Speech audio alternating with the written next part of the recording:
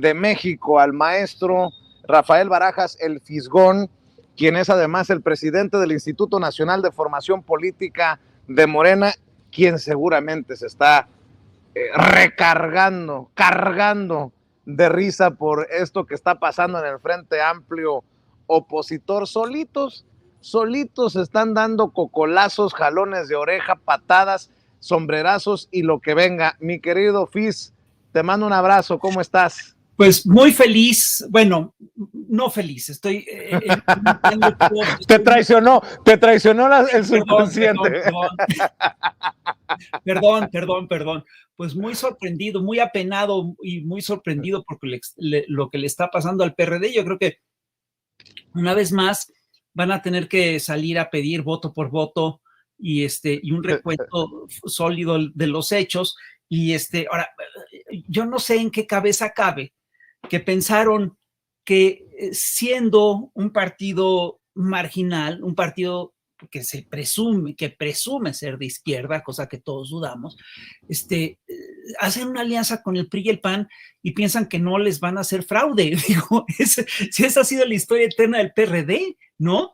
Es decir, es una cosa increíble lo que les está pasando a estos muchachos. Fíjate, es una escalada. Cada vez que se presenta una elección y que el PRD participa en esta elección, en los últimos 4 años, ha perdido el registro. Perdió el registro, cada que hay una elección estatal, el PRD participa y pierde el registro de manera mecánica, de manera automática.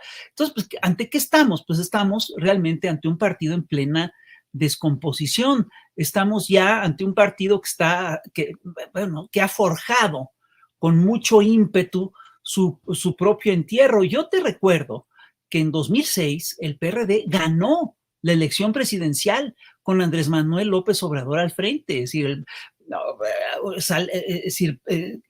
Calderón dirá que no, que fue una elección muy limpia, etcétera, pero esa fue una elección claramente fraudulenta y el PRD había ganado esa elección con limpieza. Entonces, hay que revisar qué han hecho el taladro de estos dirigentes políticos, ¿sí? Que hacen un esfuerzo muy serio para demoler uno de los proyectos más importantes de la política mexicana de los últimos 40 años, porque el Partido de la Revolución Democrática fue un proyecto importantísimo, fue un proyecto realmente serio, fue un proyecto que aglutinó a muchas fuerzas. Pero fíjate, no son los únicos deudos de la contienda interna del Frente Amplio por México.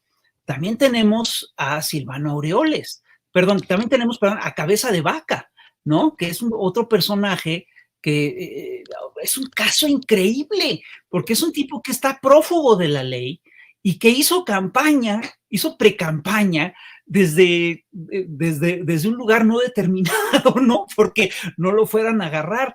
Es decir, y este personaje también se supone que consiguió los votos suficientes y también lo sacaron del paquete.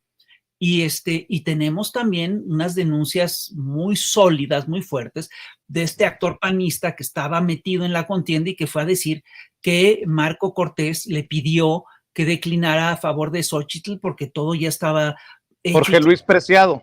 Jorge Luis, exacto, Preciado. Date cuenta de lo que estamos viendo. Y ojo, al lado de estos personajes, lo que estamos viendo es una cosa muy interesante porque nos dicen, es un proceso abierto a la sociedad civil, tal, y los personajes que quedan son 2 del PRI, son 2 del PAN. La sociedad civil, ¿dónde quedó en todo este proceso? ¿Dónde quedó Juanito?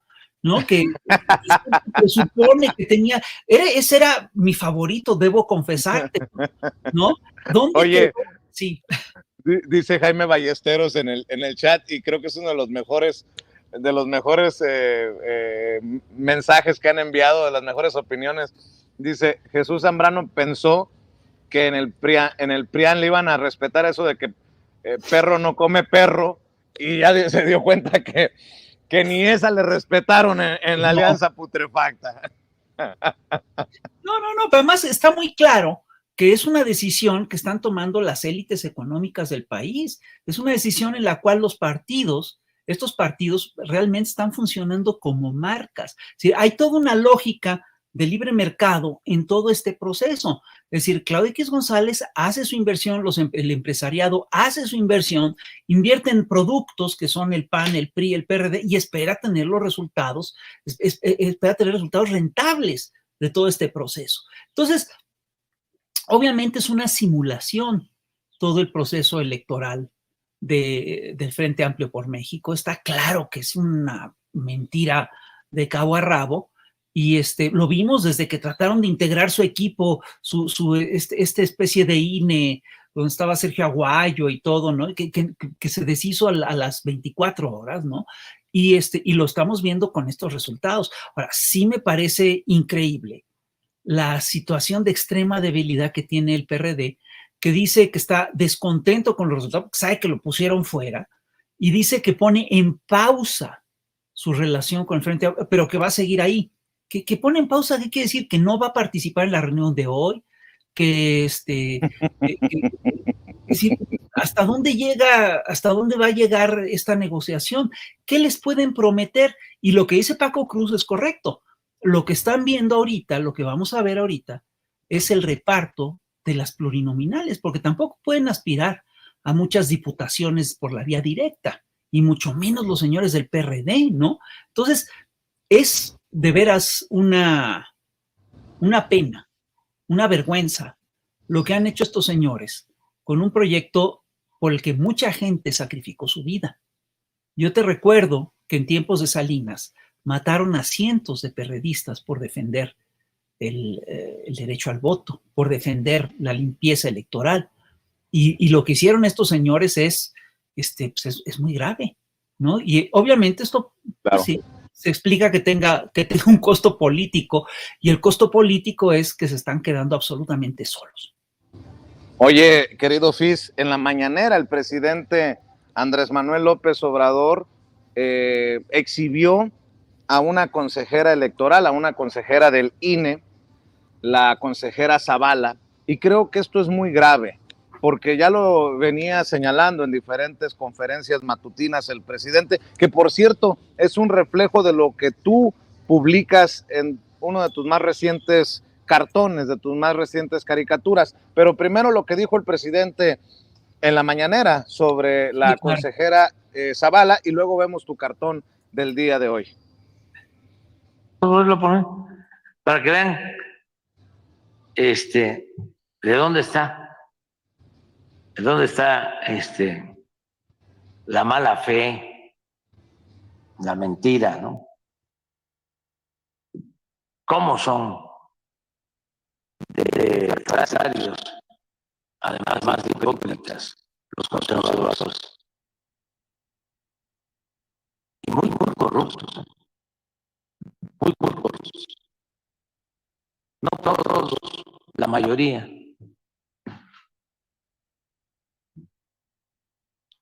Esto es lo que puso una consejera vinculada al PAN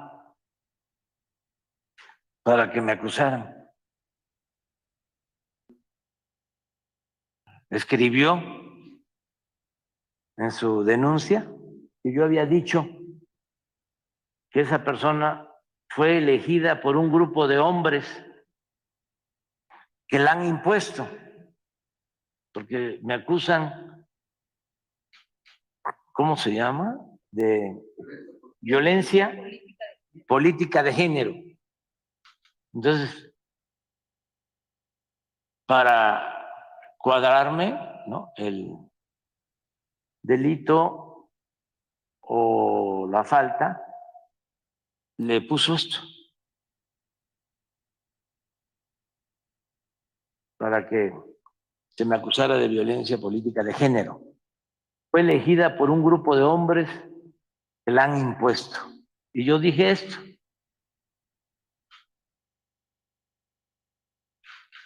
No es como el flanco derecho. De ahí ya eligieron los de arriba. Diego, Fox, Salinas, etcétera, etcétera, etcétera. Y los medios ya eligieron. Eso ya está resuelto. Es una consulta que hicieron en lo oscurito a los de arriba.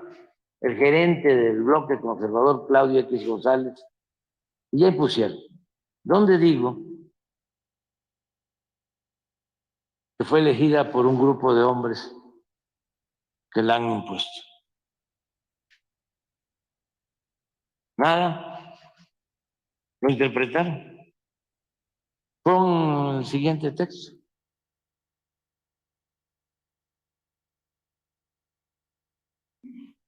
Supuestamente dije, la van a utilizar para engañar al pueblo. Y esto fue lo que dije.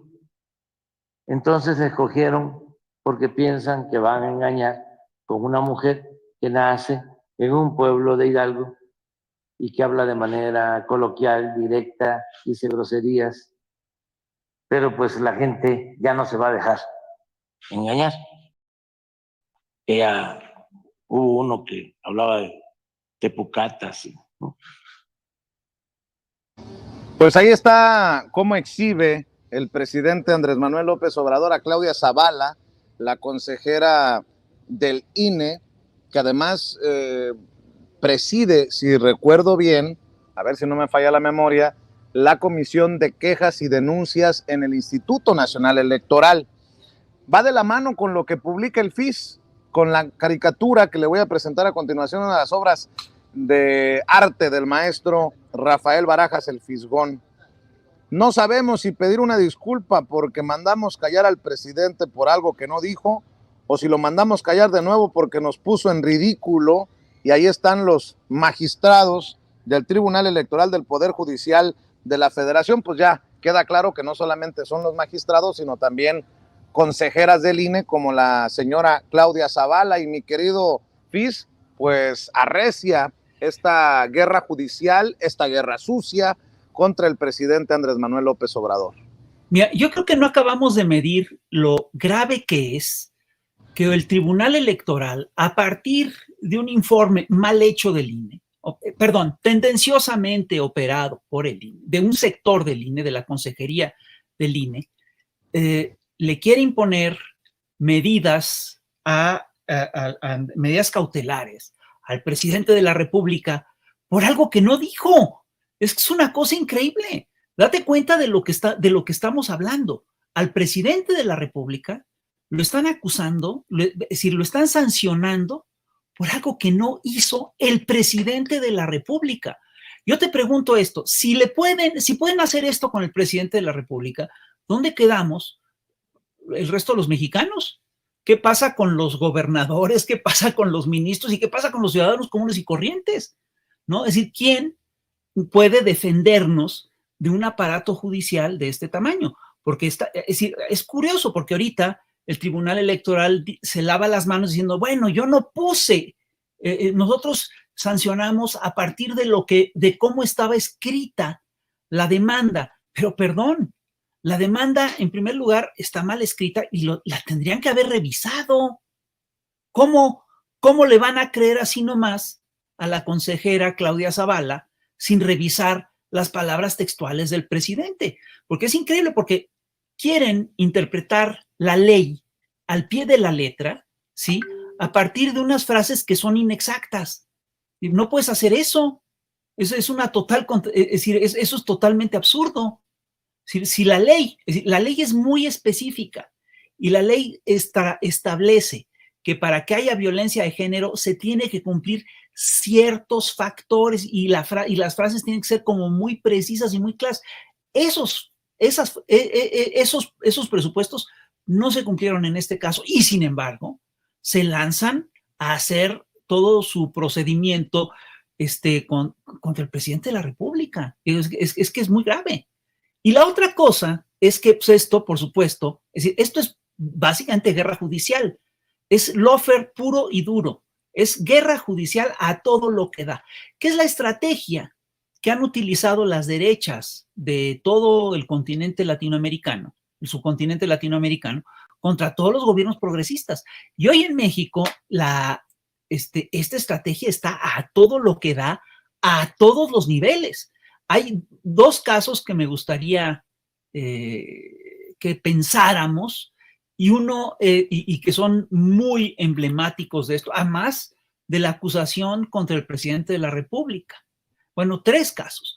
El primero es el caso de una juez de Veracruz, que es la juez Angélica Sánchez Hernández, que esta es una juez que dictó, que le dio libertad a un narcotraficante muy, muy conocido, ¿sí? Un traficante veracruzano muy conocido, y lo soltó a la calle, creo que es el compa Playa, que le decían algo así, y lo soltaron, ¿sí? Y el señor, pues puede de esta manera, pues, seguir delinquiendo con toda impunidad. Digo, ¿para qué están los jueces? Sino para detener a los delincuentes y para que realmente los delincuentes dejen de hacerle daño a la sociedad.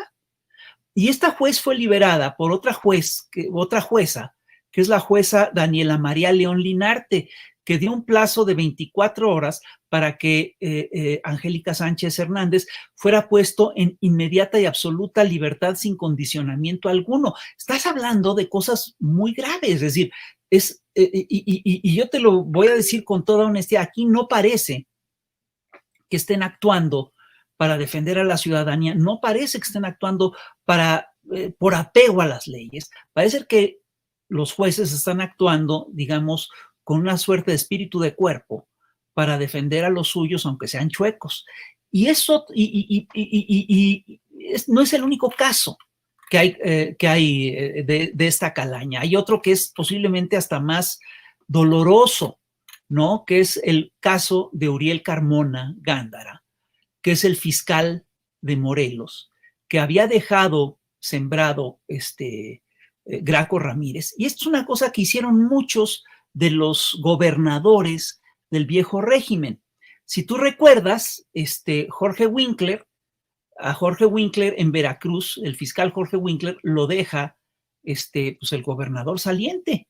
Lo mismo pasa con Edgar Beitia de Nayarit. Ojo, Edgar Beitia hoy está condenado por narcotráfico en los Estados Unidos, y Jorge Winkler está ahorita en un penal de alta seguridad en México. Y lo mismo ocurre con el fiscal Irving Barrios Mojica de Tamaulipas, que también está denunciado por encubrimiento en el asesinato de un diputado. Y el caso de Uriel Carmona es un caso particularmente duro, particularmente severo, porque es un es un fiscal que se ha hecho cargo de casos muy delicados, como el caso de Samir, el defensor Samir Flores. Samir Flores, el defensor de la ecología de la zona. Uriel Carmona trae el caso y no ha resuelto nada. Y aquí lo que es muy grave es que hay un caso de un feminicidio que es brutal, ¿sí? Y el fiscal de Morelos determina que no hubo feminicidio, que la muchacha murió por congestión alcohólica. Y luego la Fiscalía de la Ciudad de México, encabezada por Ernestina Godoy, atrae el caso, le hacen una segunda autopsia y resulta pues, que esta muchacha falleció por golpes, por contusiones, por agresiones múltiples, y entonces uno se pregunta, bueno, ¿qué estaba haciendo el fiscal? Es decir, ¿por qué el fiscal de Morelos? Además son golpes que son evidentes, y ¿cómo es que el fiscal de Morelos no vio? O lo que pasa es que sí vio y simplemente determinó hacer otra cosa. Y tienes además esta cosa que es bastante brutal, de que se le incauta el teléfono, se le incauta el WhatsApp, y se puede ver ahí claramente cómo este fiscal de Morelos pide que se vigilen al gobernador de la entidad y a la entonces jefa de gobierno de la Ciudad de México, Claudia Sheinbaum, porque iba a una gira por Morelos, y que entre otras cosas, a la gente a la que le pide que haga parte de esta vigilancia, es un empresario también acusado de tener nexos con el narcotráfico. ¿Cómo pueden estar defendiendo a estos personajes? Es que es muy escandaloso.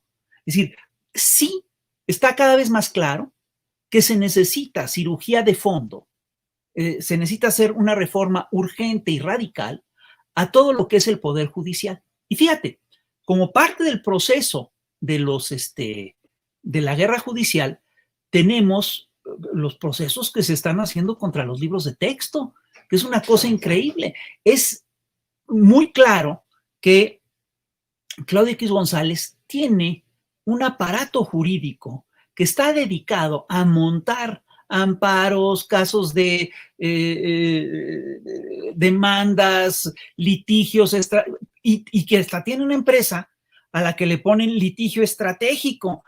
Digo, es una cosa, es decir, si eso es un lawfare, es una guerra judicial perfectamente organizada. Y a mí no se me olvida, no se me puede olvidar que uno de los patrocinadores más importantes del Grupo Va por México es ni más ni menos que la National Endowment for Democracy. Pues es Estados Unidos metiéndose en los asuntos internos de México. Esto mismo hicieron en Bolivia, esto mismo hicieron en Ecuador, esto mismo hicieron en Brasil, esto mismo hicieron en Argentina. Es una guerra judicial muy bien montada, muy organizada, muy trabajada por actores políticos específicos con el apoyo de un sector de Estados Unidos, del gobierno de Estados Unidos. Y esto es lo que hay que revisar. Bueno, y no está por demás decir que el presidente le puso un raspón, pero impresionante a este juez del 8º distrito en materia administrativa, Martín Santos Pérez, con la carta que leyó, que le envió, luego de que le ordenara ya no hablar de la aspirante del Frente Amplio por México, Xóchitl Gálvez.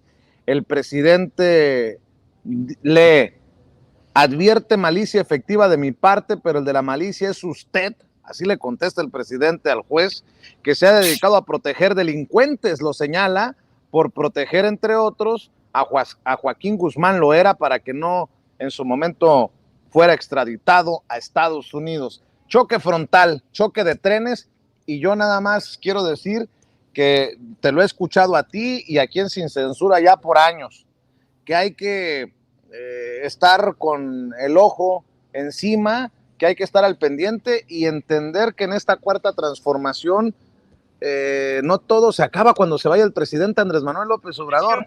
La boca que se me haga chicharrón, pero si nos descuidamos tantito, van a buscar meter al presidente a la cárcel, como lo han hecho en otros lugares, tristemente, como pasó en Brasil, a pesar de que ahora veamos a Lula abrazando a Dina Boluarte, la golpista de Perú, pero ha pasado en diferentes partes y no podemos darnos el lujo de bajar la guardia, por decirlo de alguna manera. Fis, ¿con qué reflexión, con qué comentario cerrarías?